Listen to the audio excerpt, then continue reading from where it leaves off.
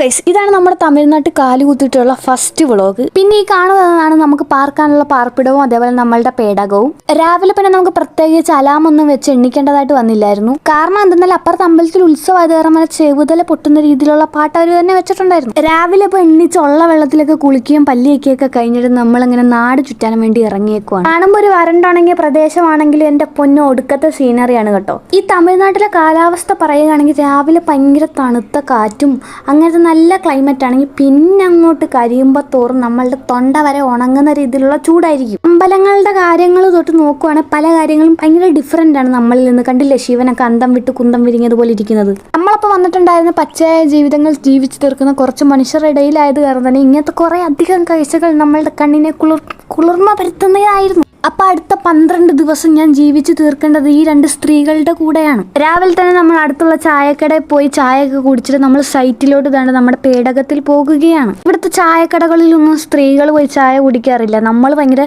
സിംഗപ്പെണ്ണാണെന്നാണ് അവിടുത്തെ ചേച്ചിമാരൊക്കെ പറഞ്ഞത്. ഇതാണ് അപ്പോൾ നമ്മുടെ സൈറ്റ് തെലുങ്കാനൂർ. ഇത് കർണാടക തമിഴ്നാട് ബോർഡറാണ്. അതുകൊണ്ട് തന്നെ ഇവിടുത്തെ ആൾക്കാർ തെലുങ്ക് സംസാരിക്കാറുണ്ട്. ഇവിടുത്തെ അക്കാമാരും അതേപോലെ അണ്ണമാരും ഒക്കെ ആയിട്ട് നമ്മളൊരു കുട്ടാ പൊട്ട ബന്ധമൊക്കെ ആയിരുന്നു. പിന്നെ ഇവിടുത്തെ സീനറി പറയാതിരിക്കാൻ പറ്റത്തില്ല. ഈ സൈറ്റിൽ ചെന്നിറങ്ങിയപ്പോൾ എനിക്ക് മറ്റേ ലില്ലി കാർട്ടൂണത്ത് ആ ഒരു ഭൂപ്രദേശമില്ലേ, എനിക്കതാണ് ഓർമ്മ വന്നത്.